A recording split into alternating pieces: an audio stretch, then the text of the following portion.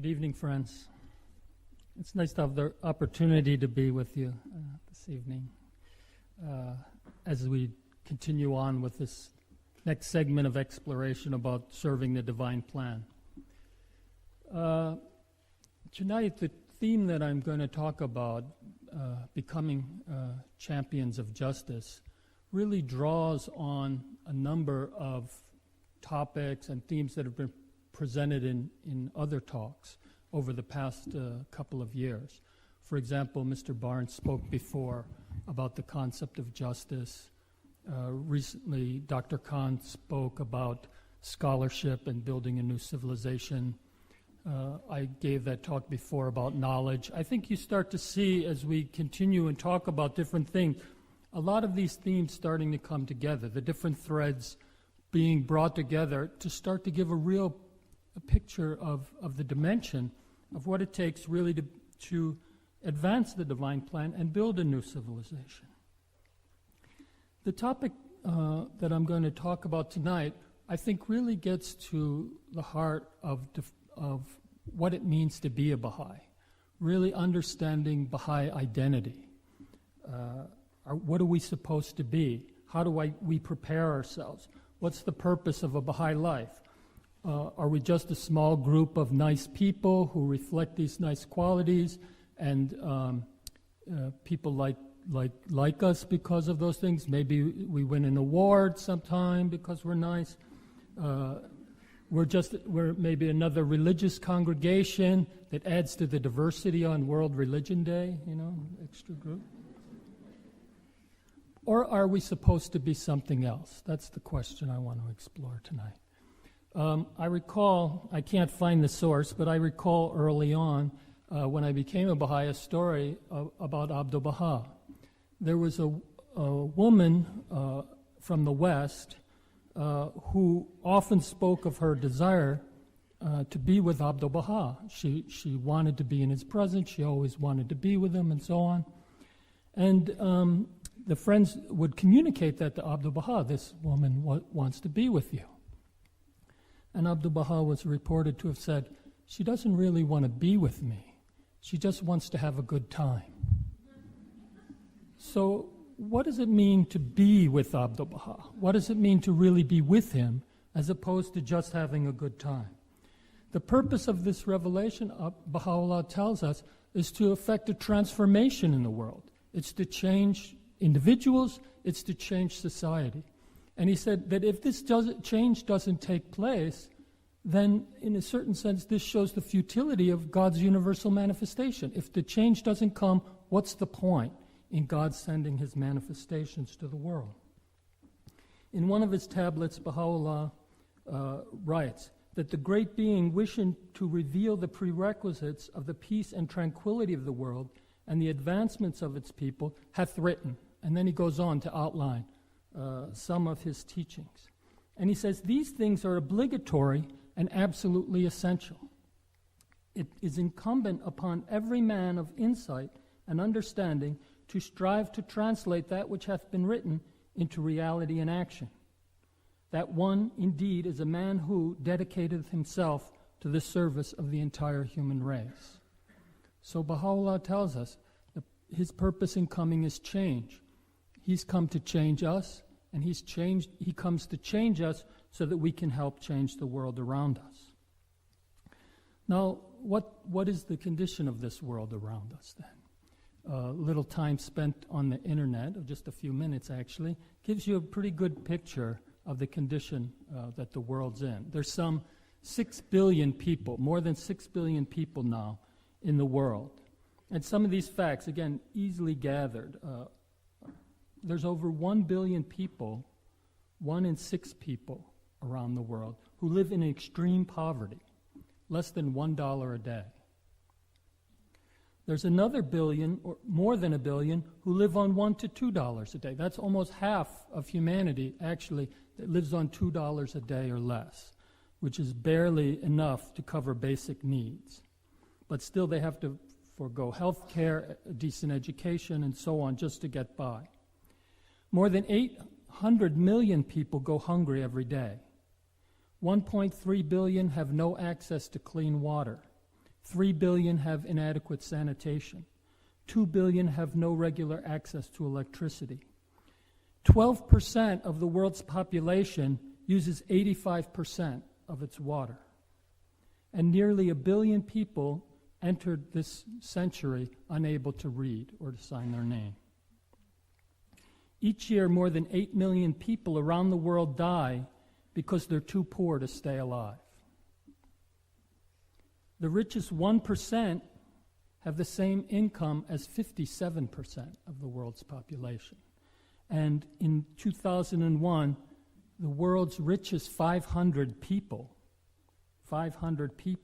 had a combined wealth of $1.5 trillion, which was well over the combined gross national product of all the nations of sub-Saharan Africa, which was less than $1 trillion, even more than the oil-rich regions of the Middle East and North Africa. 20% of the population in the developed nations consume 86% of the world's goods. Now, what about children? This is the weakest segment of the population. There's about 2.2 billion children in the world, and the number that live in poverty is 1 billion, about half. 120 million primary school children can't go to school. Even when they can go to school, most students face large teacher-student ratios of as much to maybe 60 to 1. The teachers lack adequate training and skills. The classrooms are in poor shape. Sometimes the teachers don't even show up because they're not paid. For the 1.9 billion children from the developing world, 640 million don't have adequate shelter. 400 million don't have access to safe water. 250 million have no access to health services. That's 1 in 7. According to UNICEF, 30,000 children die each day due to poverty.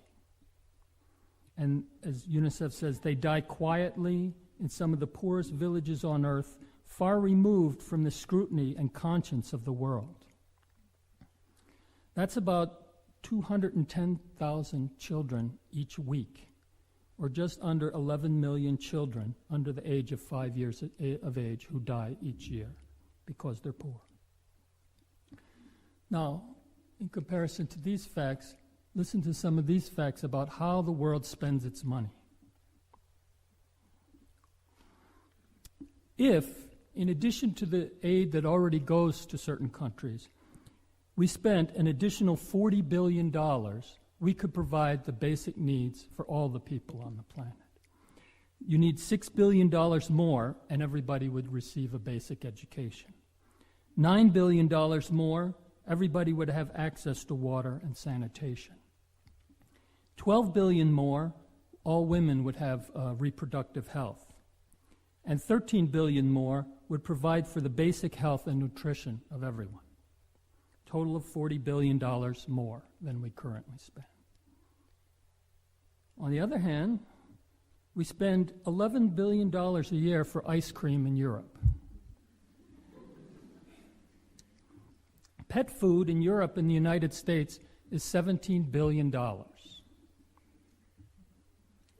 Cigarette smoking in Europe, $50 billion. Military spending in the world, $780 billion. And that was during the time, a nice time of peace, 1998. You can only imagine what it is now. Now, the point of these figures is not to say that everybody in Europe should stop smoking now and then take care of all these needs in the world. But it's obvious the world is structured in the wrong way. We have a structure, this is the reality of it.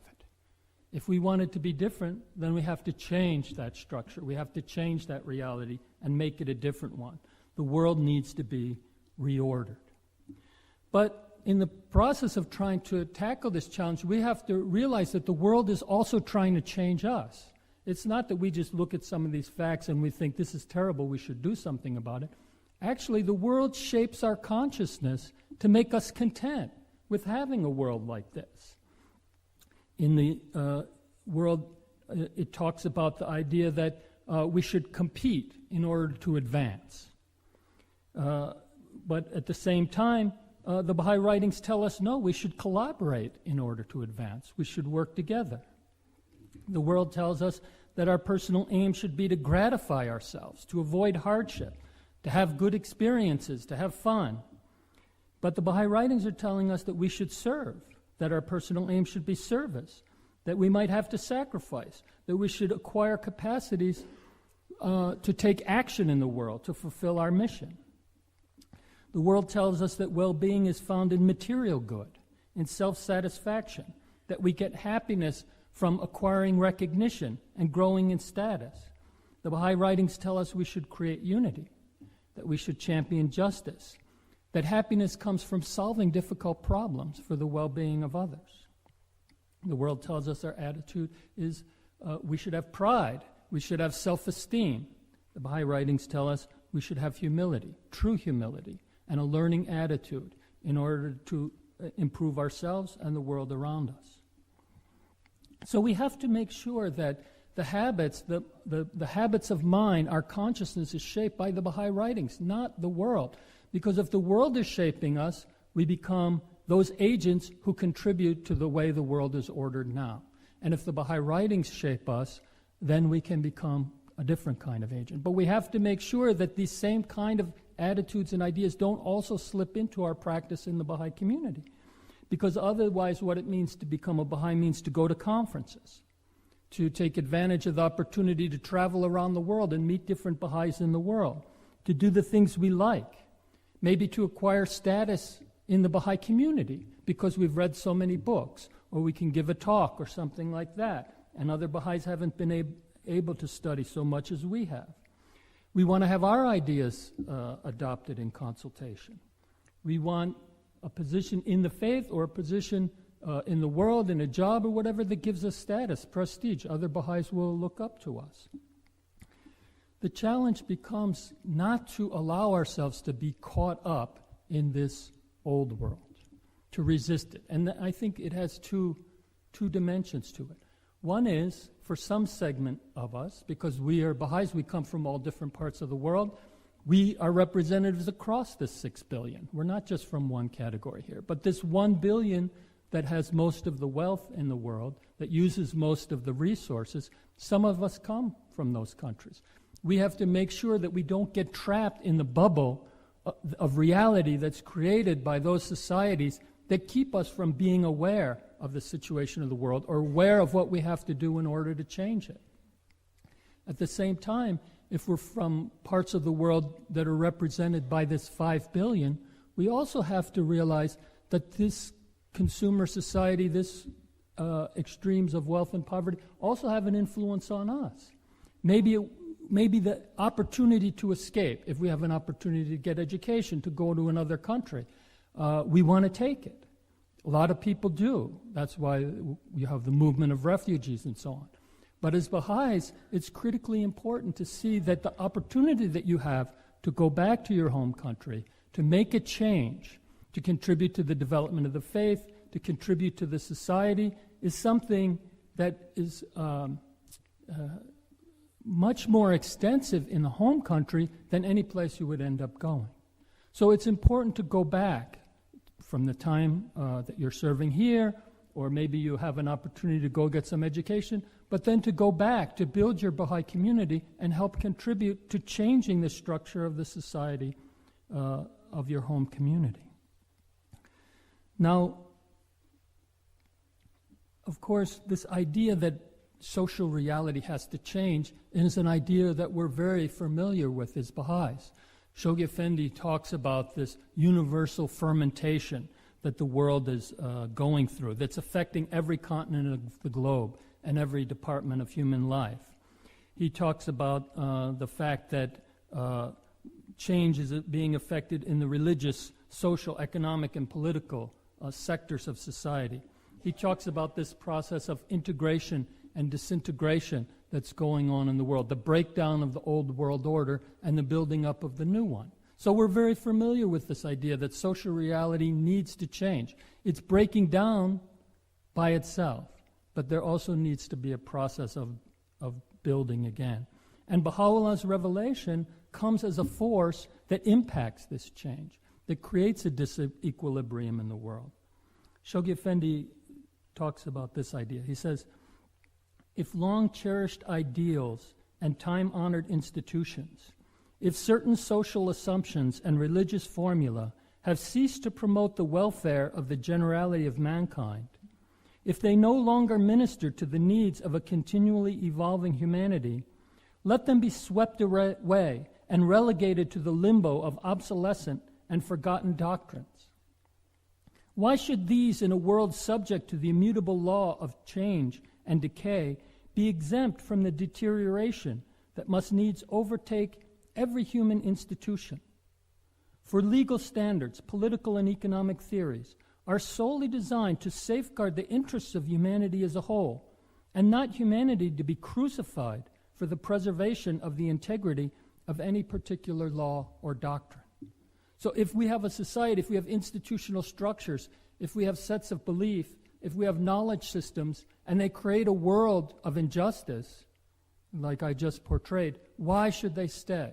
Why should humanity be sacrificed for these beliefs, for these institutional structures, for these patterns of life? They have to be swept away.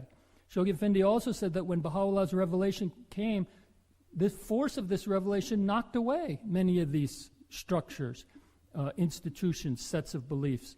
Others, he said, were weakened and now are gradually disintegrating. Others have marshaled their forces in order to resist the force of the revelation.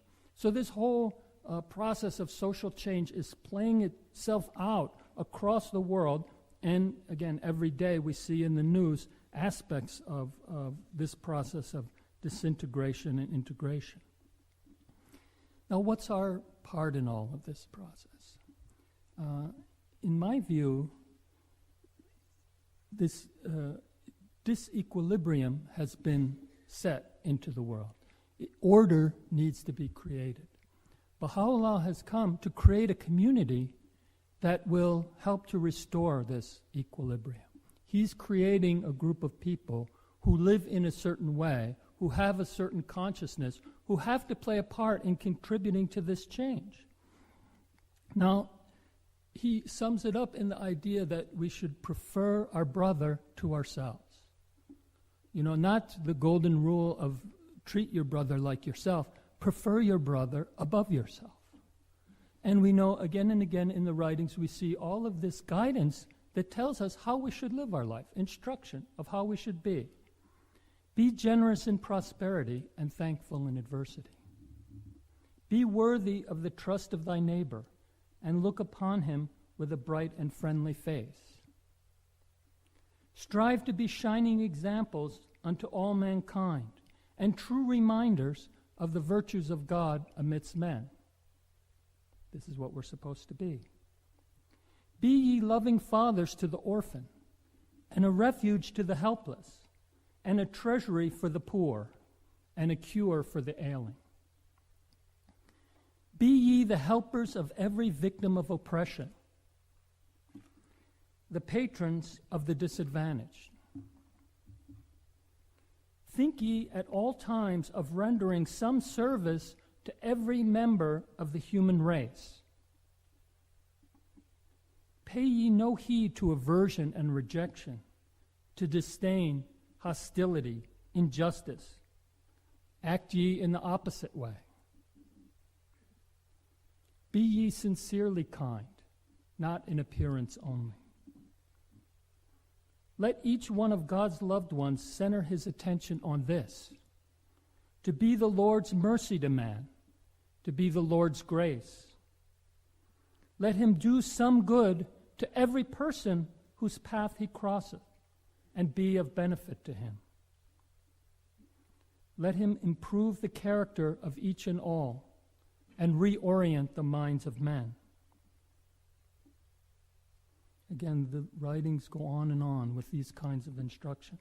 Abdu'l-Baha sums it up. He says, I desire distinction for you. The Baha'is must be distinguished from others of humanity.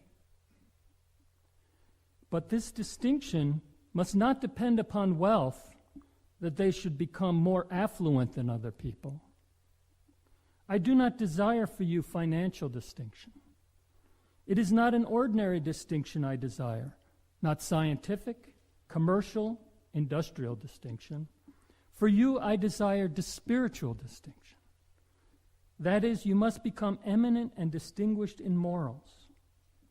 In the love of God, you must become distinguished above all else.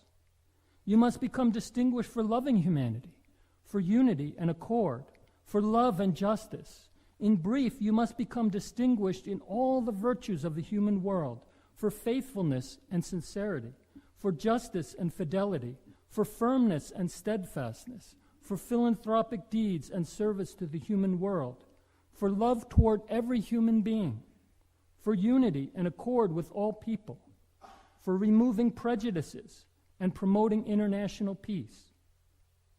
Finally, you must become distinguished for heavenly illumination and for acquiring the bestowals of God. I desire this distinction for you. Now, friends, I don't know about you, but this is a serious measure of guidance that we have to live up to. Do some good to everyone whose path you cross. That's a lot of good. Now, it's interesting, this preparation that we're making in the Serving the Divine Plan program. Part of this process is participation in the Institute courses that the friends are taking in different parts of the world. And as they have these skills, knowledge, spiritual insights that we're trying to cultivate, but often being here, we don't have the opportunity to practice these things. We can't have a children's class, except for maybe a few. No junior youth activities, no teaching projects, and so on. So we don't get a chance to practice a lot of these skills. We won't until we go. But fortunately, here you can practice all of these pieces of guidance that Abdu'l-Baha and Baha'u'llah give. To do some good to others, to eliminate prejudice, to work for others, to show them love. And, I don't know if the Universal House of Justice would approve of this idea, but I'm going to take it upon myself to give you special permission also to practice these things during your working hours.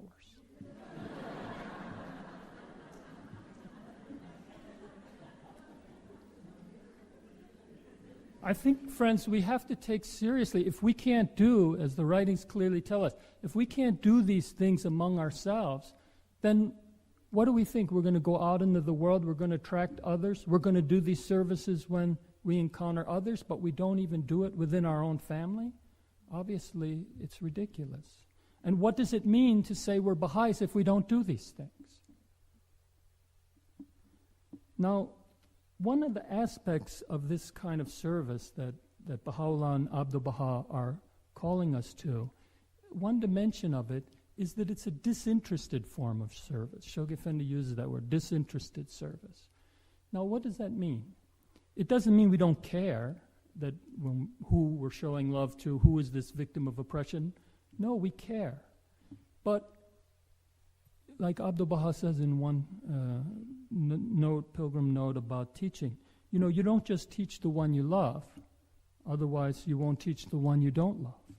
It's the same thing. We shower these virtues and blessings not on the people we like, not just in our own community, but everybody. And in fact, most importantly to the people maybe we don't like, or who do show us hostility, or do show us opposition, or do show us the opposite of all these qualities. We don't care. We act in the opposite way. We demonstrate these qualities. Teaching is the same, act of disinterested service.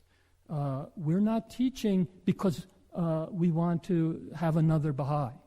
We're teaching because God commands us to teach. And we accept the response of that individual. And if they accept, wonderful. And if they don't accept, we beseech God to guide them. And then we work with them still. They don't want to become a Baha'i, fine. But look at the world. Let's work together. The foundation of every religion is these same moral virtues repeated again and again in every dispensation. So however people respond, in whatever way they respond to our approach, still we reach out and still we work with them and collaborate with them in service. Now, this obligation to work in the world to help make it a different place pertains particularly to young Baha'is. This, again, is a theme that goes again and again through the writings. Shoghi Effendi said that the present condition of the world, its economic instability, social dimensions, political dissatisfaction, and international distrust should awaken the youth from their slumber and make them inquire into what the future is going to bring. It's surely they who will suffer most if some calamity sweeps over the world. They should therefore open their eyes to the existing conditions, study the evil forces that are at play, and then with a concerted effort arise and bring about the necessary reforms. In the letter that the House of Justice wrote to the Baha'i world at the time of the dedication of the terraces, they also raised this theme. They talk about the idea that Baha'u'llah's purpose in coming is to prepare the world for the most great justice. And Abdul Baha says, the sun of justice has risen above the horizon of Baha'u'llah, and in his teachings are the foundations of a justice such as the world has never seen before. The House of Justice said that in the final analysis, it is this divine purpose that all our activities are intended to serve, and we will advance this purpose to the degree that we understand what is at stake in the efforts we are making to teach the faith, to establish and consolidate its institutions, and to intensify the influence it is exerting in the life of society. So teaching is not just building up the congregation. Teaching has this overarching aim of transforming the world, bringing others to have the opportunity of also joining this community, living up to this standard, becoming that people that will be known for sacrificing itself for the benefit of the world. And then hopefully this equilibrium changes and the world begins to move toward the intended purpose that Baha'u'llah has established. The House of Justice went further. They said humanity's crying need will not be met by a struggle among competing ambitions or by protest against one or another of the countless wrongs afflicting a desperate age. It calls for a fundamental change in consciousness, for a wholehearted embrace of Baha'u'llah's teachings, that the time has come when each human being on earth must learn to accept responsibility for the welfare of the entire human family. And then they write to the Baha'i youth. The world that Baha'i youth are inheriting is one in which the distribution of educational, economic, and other basic opportunities is grossly unjust. Baha'i youth must not be daunted by such barriers. Their challenge is to understand the real condition of humanity and to forge among themselves enduring spiritual bonds that free them not only from racial and national divisions, but also from those created by social and material conditions, and that will fit them to carry forward the great trust reposed in them. Baha'i youth can accept, and should be encouraged to accept, a responsibility of their own for moral leadership in the transformation of society.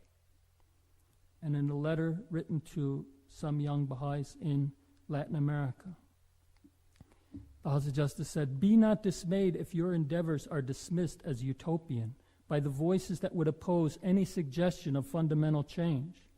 Trust in the capacity of this generation to disentangle itself from the embroilments of a divided society. To discharge your responsibilities, you will have to show forth courage, the courage of those who cling to standards of rectitude, whose lives are characterized by purity of thought and action, and whose purpose is directed by love and indomitable faith.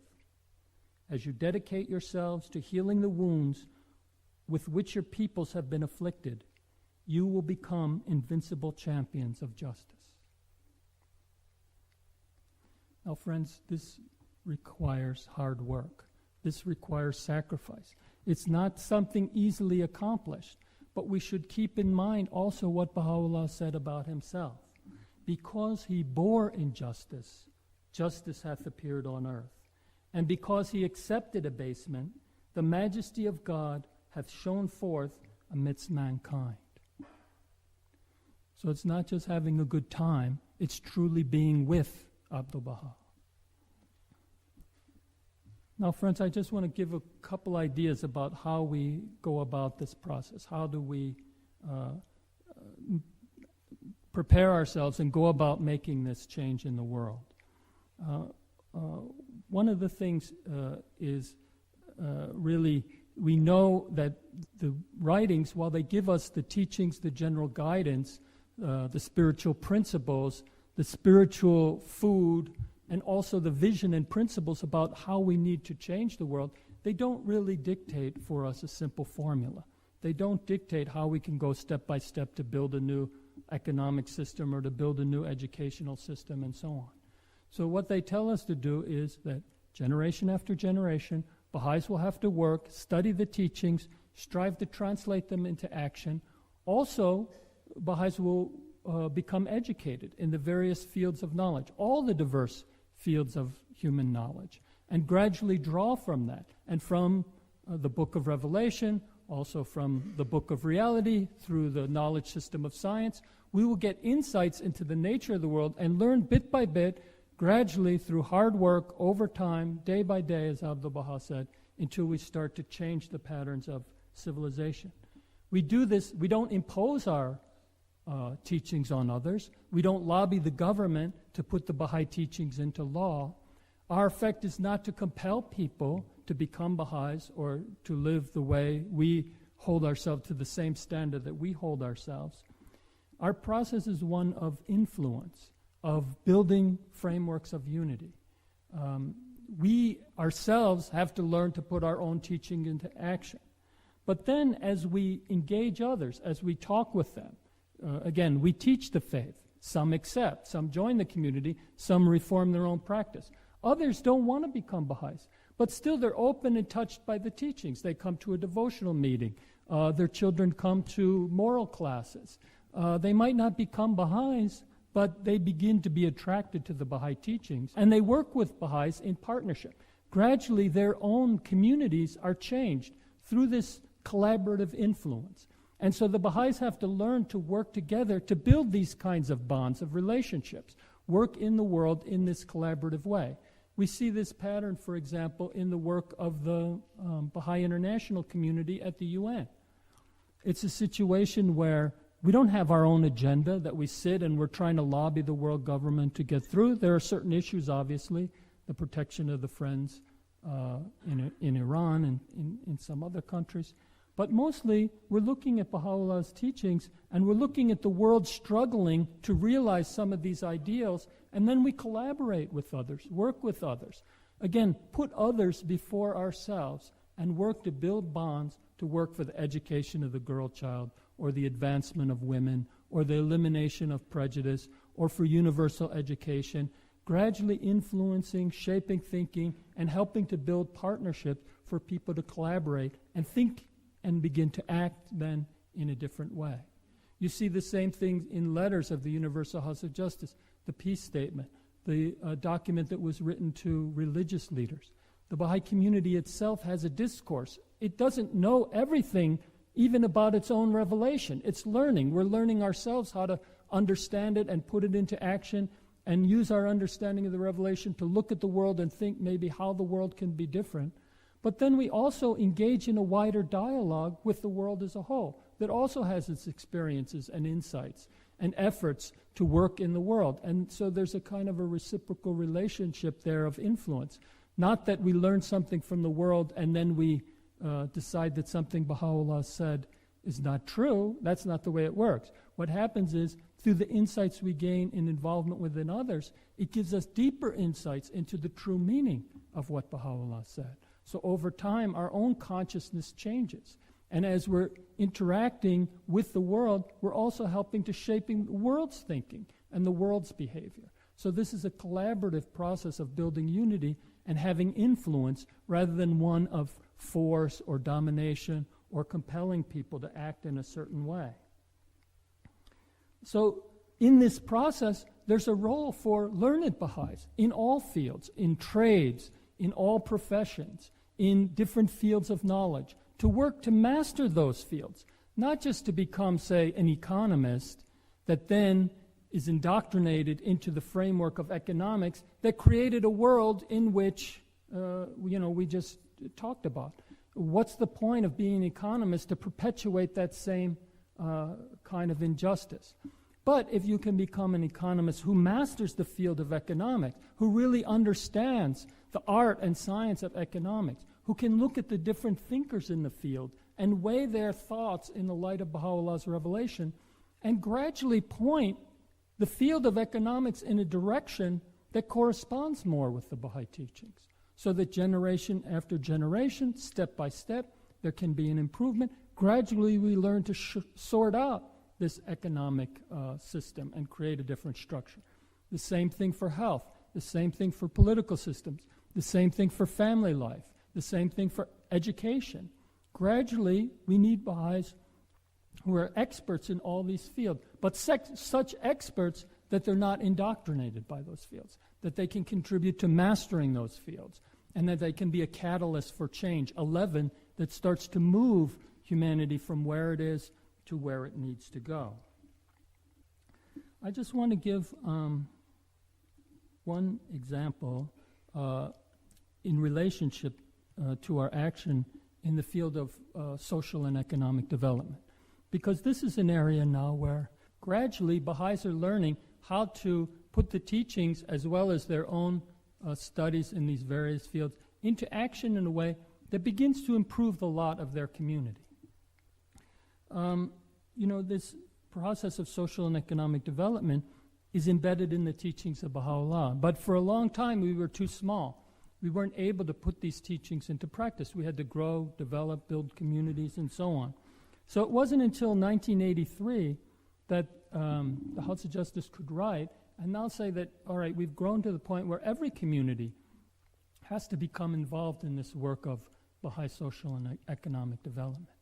And the nature of the work was to begin right at the grassroots, right in communities, right in villages where the Friends would try to put Baha'i principles into action, who would consult together, would practice this rectitude of conduct, and begin by looking at problems within the Baha'i community. How will we begin to apply the teachings to gradually resolve some of these problems? Slowly open this, broaden it, and have service to the entire community. Abdu'l-Baha made it clear that for the Baha'is, social and economic development means service to everybody, not just service to the Baha'i community. He said, in all the cycles of the prophets, philanthropic affairs were confined to their respective peoples only, with the exception of small matters like giving charity, which was permissible to extend to others. However, he said that Baha'i efforts in this regard are for all humanity, without any exception, because it is the manifestation of the mercifulness of God. Shoghi Effendi again mentioned that Baha'i service in this was disinterested service to the cause of humanity. It's an aspect of what it means to be a Baha'i, to serve everyone. As Baha'u'llah says, do not busy yourselves with your own concerns. Let your thoughts be fixed upon that which will rehabilitate the fortunes of mankind. So we've begun making these tentative efforts. Right now we have in the world, say, 2,000 to 3,000, just small grassroots initiatives for development. We have maybe another 500 or so projects, radio stations, health center, or small schools or things like that that are sustained over time. And then about 40 to 50 agencies, which are fairly substantial, having an impact on a much wider community.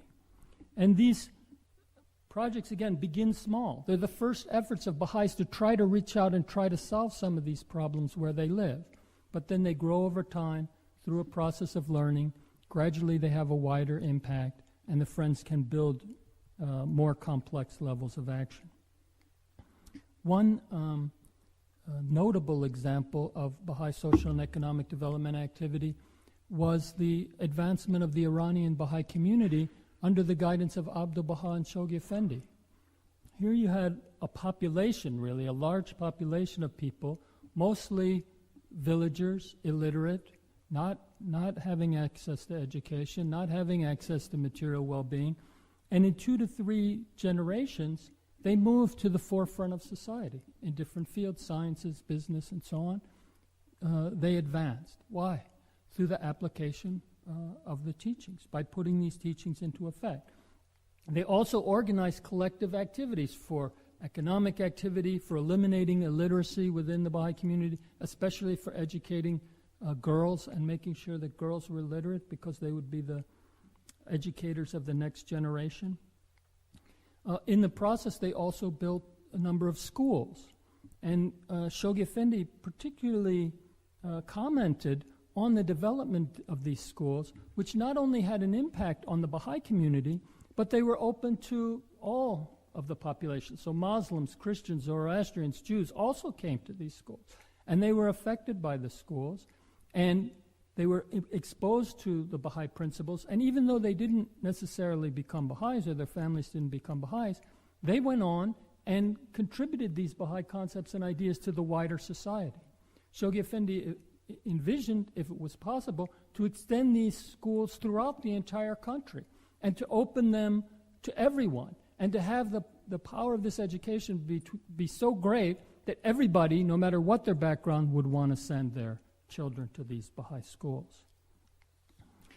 Now, other examples. We have now the same kind of process. We're gradually learning how to expand an educational process across the world through the establishment of our own schools, but also through teacher training programs, developing Baha'i-inspired curriculum, developing even some university-level education in different parts of the world.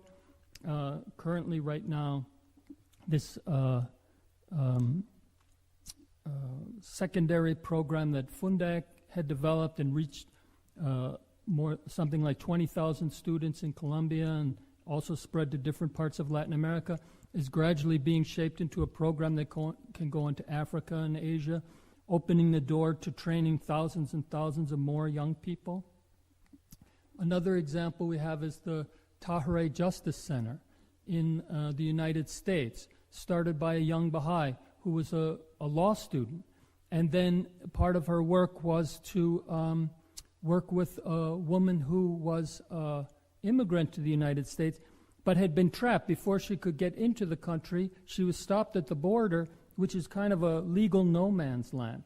The laws of the country don't apply to you there. So she was going to be forced to go back and face this practice of female genital cutting.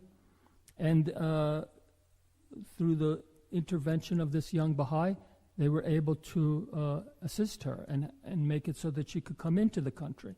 And then the agency of Tahrir Justice Center was created. It was 10 years ago that agency was created. Now it has a network of lawyers who they draw on from the Washington area.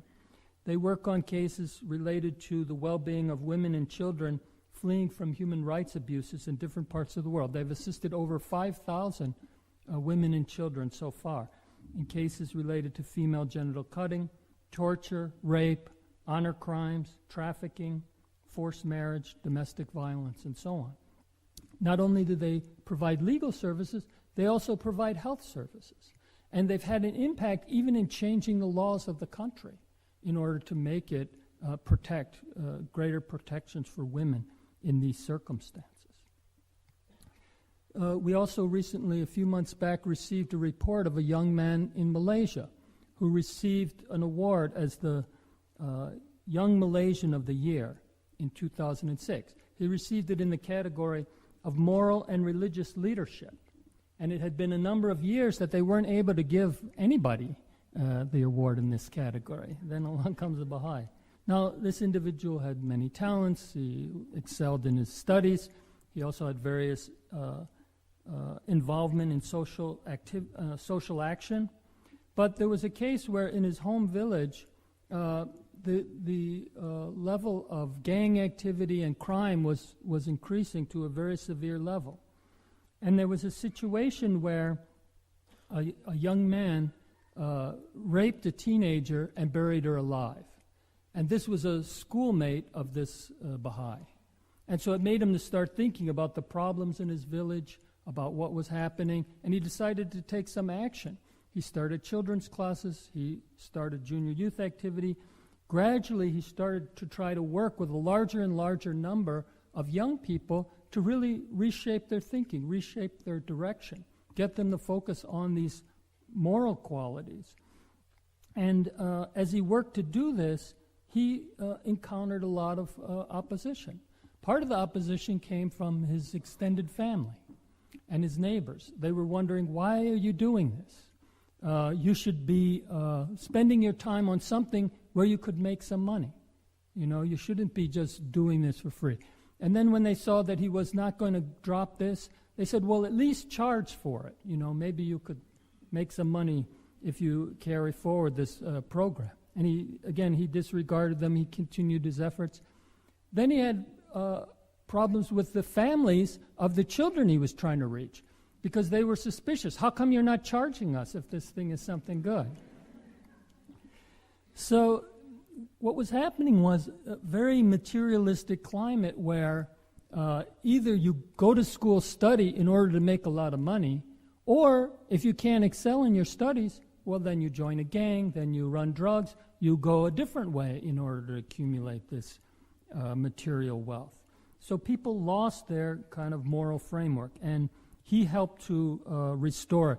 And this project became a center of attraction. People would come from different parts of the country to see it. And the families became strong supporters of it because they could see the impact and change on their children. It also impacted some of these young people because he would invite them and train them in order to become the teachers of the children's class and the tutors of the junior youth activities. There was one young guy in a gang. He was always in trouble, swearing, violence, and so on. And the people knew him, and he became attracted to this program. This Baha'i brought him in, got him involved, and he transformed. And people, when they saw that transformation, that's when they began to recognize the power of this program. When this young man went off to go to his PhD studies, a number of the children that he's working with came to wish him farewell. And one young girl, 11-year-old girl, came up to him and handed him a goodbye card. She said, "I'm sad you are leaving. Please don't worry over here. I will continue to serve mankind, and you must serve over there as well. By the time you get back, I will have become a children's class teacher. I will pray for you." At that moment, he said, my soul soared with joy, and I felt I was rewarded with the greatest gift ever, the heart of a young child who understands the meaning of service to mankind. Now, friends, think about these different avenues, our discourse, our collaboration with others, our efforts to influence them, our own studies, our efforts to change our fields, our work in social action directly with others. What we're talking about is the ability, first, of course, changing ourselves, but in that process of putting those qualities into action to change the lives of others. So when we're talking about a resume, we're not talking about, I went here, I did this, I studied that, I did this other thing. What we're talking about is lives changed, people changed.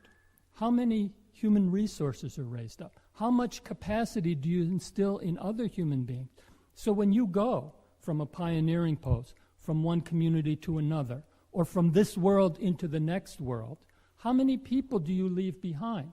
How many people and what kind of capacity? And have they become workers also for the oneness of humanity? How many people, and it's the human beings that we change, the human resources that we raise, these other individuals who also become workers for the well-being of humanity, that become our resume when we leave from wherever we are now. Now, one last point I want to make is really this idea of, we know as Baha'is, for example, that we're not supposed to be involved in politics. This is one of the principles, especially for this particular time in the development of the world, because we see how politics has become such a divisive force on the world stage. And Shoghi Effendi says that we shouldn't take sides. We shouldn't get involved in these things. But what's the difference? Sometimes it's hard to tell the difference between social action. I'm standing here telling you, take social action, change the world, but then don't get involved in politics. It seems maybe even to be a bit contradictory. Recently, the House of Justice, as you know, wrote a letter to the Baha'is in Egypt. And here the Baha'is in Egypt are embroiled in a situation where, not to their own choosing, but they're thrust into the forefront of issues of social change in Egypt. They don't have the rights of citizenship. They're deprived of that because of these ID cards. And here we have a large number of people who recognize the justice of the Baha'i case, who are also standing up, risking themselves basically to stand up for the rights of the Baha'is, risking their own well-being, because they're touched by this spirit of the age, because they need to see, they need to become workers for human rights, for justice in the world, for their own society. They want to see positive change in Egypt, and they want to see Egypt become part of a just world society. Now, when the House of Justice wrote, they called on the Baha'is of Egypt to persevere in their action, not to be intimidated by this recent decision. And the House of Justice said to do less would be deprive the authorities in Egypt of the opportunity to correct a wrong which has implications for many others, no less than yourselves. So the House of Justice called upon the Baha'is of Egypt to stand with these other individuals, to sacrifice themselves in order to work for this change in the world. Now, this advice, we see in a certain sense two sets of advice that Shoghi Effendi is given. On the one hand, yes, he's warning us, particularly at this stage in our development, not to become involved in political affairs. There's a recognition that in the future these political arrangements will change, and the order of the world will be reorganized. But at the same time, he's telling us not to be involved in politics. He's also talking about the idea that we should be involved in social action, that whatever structures need to be put in place in Baha'i administration to keep it at the forefront of social change can safely be embedded there. Baha'is should be workers for civil rights. They should be workers for the elimination of prejudice. They can be at the forefront of these activities. At one point, he did point out the fact that we were too small, that we had to make sure that all of our energy didn't go off into fighting these different battles that the world was caught up in. Otherwise, the whole force of the faith would dissipate. Our own work wouldn't advance, and we wouldn't be able to make that much of an impact anyway in these wider arenas of social action. But just as at one point in our development, we were too small to get involved in these things, now at a much later stage in development, we're too large not to get involved in these things. What would it mean if a Baha'i community is just isolated and sitting off on its side, willing to let others go and sacrifice themselves and do battle for us, but then we're not ready to take a stand where we have the numbers, where we can play this role. Again, not one of confrontation, but one of building unity, one of building patterns of collaboration, one of standing on moral principle, willingness to sacrifice ourselves to be the agent of change, to be that leaven. How can we not do that? And that's the challenge we have to think about now. How do we do that? How do we step forward and play that role? There's a number of individuals Baha'is, who have written about this idea of Baha'i political thought. How do we approach this whole question of the existing political system, Baha'i thinking in relationship to this? In the current issue of the Baha'i World volume, there's a very interesting article by Baha'i from the United States looking at the whole question of liberal democracy. World Order magazine had a number of articles and so on. Basically, it's really looking at an idea in one of the tablets of Abdu'l-Baha. He expressed the wish that the ancient politics whose foundation is war be discarded, and that the modern politics founded on peace raise the standard of victory. So again, what we're looking at is one way. In a certain sense, human politics is just another extension of war. You know, on the one level, we pick up guns and arrows and swords and whatever and kill each other. And then we say, all right, well, we'll evolve in the social dimension. Now we'll just go into politics and we'll undercut, backstab, hit each other with chairs and things like that. But at least it's not war anymore. It's just politics. So it's a confrontational, adversarial style, and it carries over into the thinking of people. Again, just turn on the television, just look at the news, and you can see from one news channel to the next, this adversarial politics playing itself out on the global stage. But the Baha'i view of this social action, of this political engagement in the broader sense of humanity, has to be based on a pattern of peace, of unity, of collaboration. Bit by bit, we create this pattern of change. There's an idea in ecology, it's called succession of communities. If you have like a forest fire and burn down a forest, or you have a volcano and it spews out all this lava and so on, well, what you have is a bare patch. There's no life there. Maybe there was a mature forest. Now you're back down to the dirt. So what happens? A forest doesn't spring back within the next week.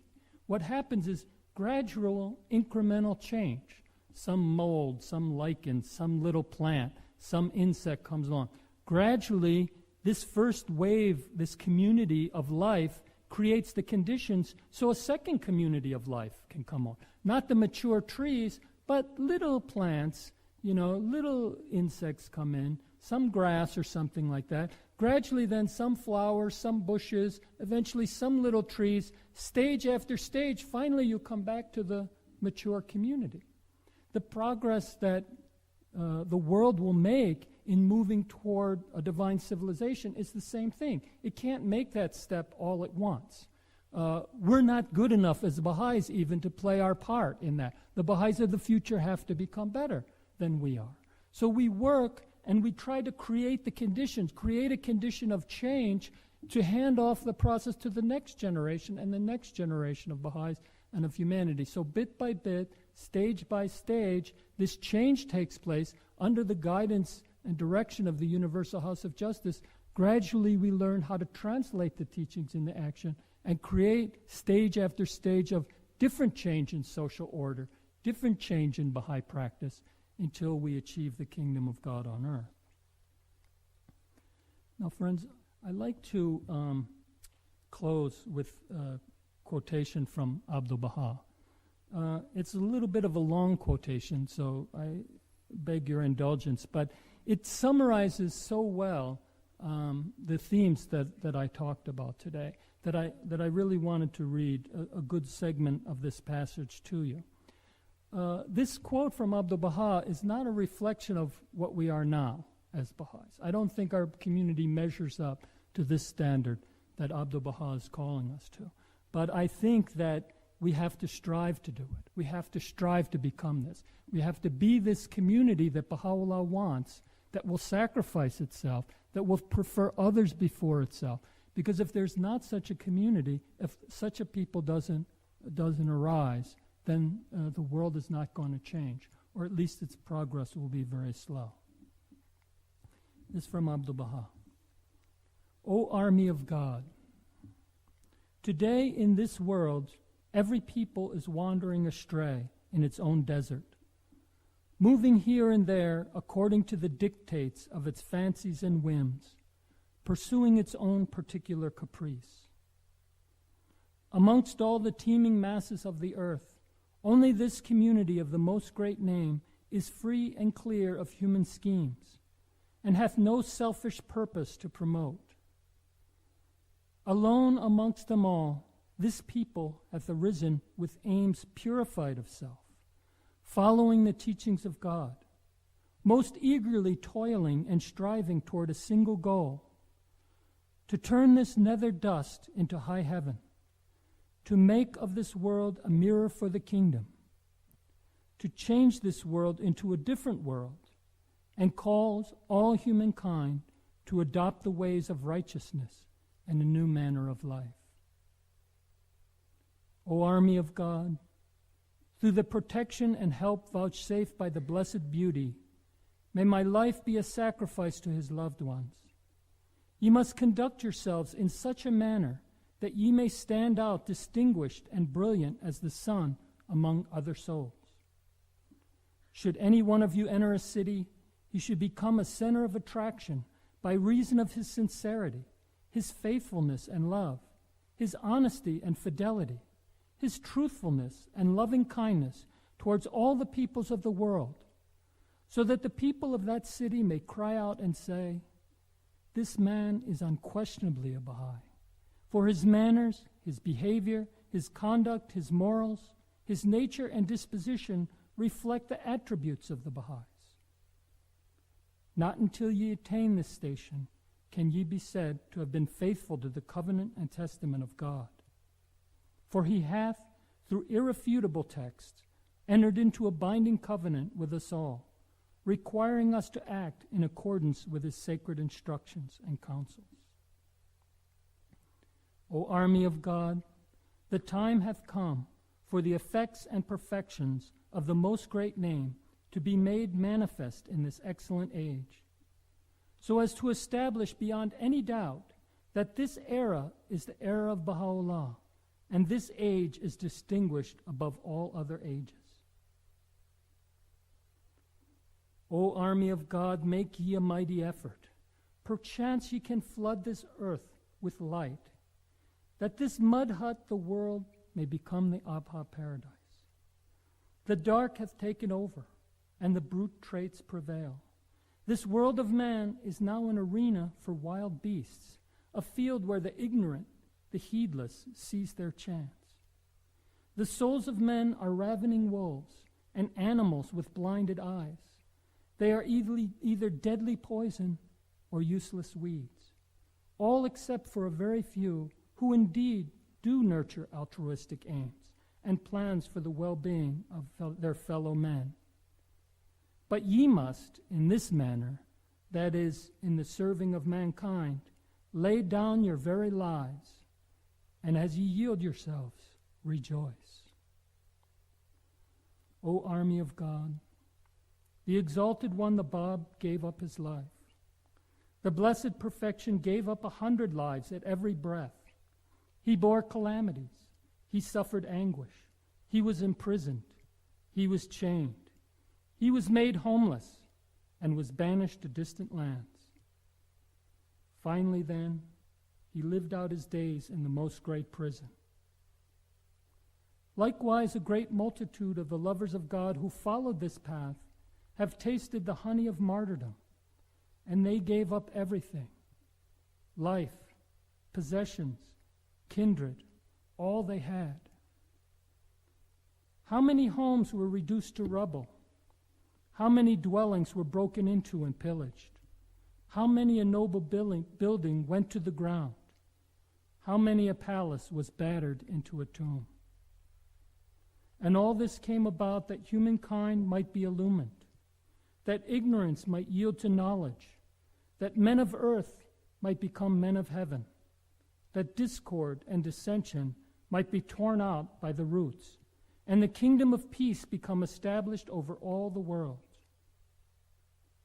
Strive ye now that this bounty may become manifest, and this best beloved of all hopes be realized in splendor throughout the community of man. Thank you, friends.